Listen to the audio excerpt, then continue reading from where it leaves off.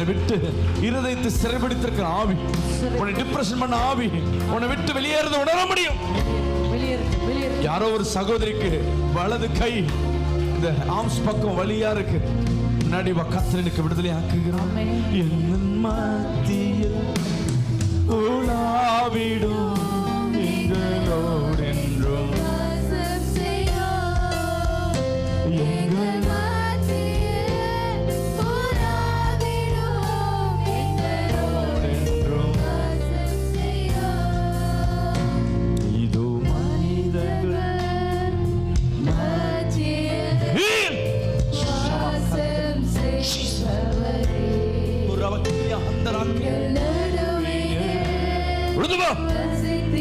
பலவீனத்தை உண்டு பண்ணுகிற ஆவியே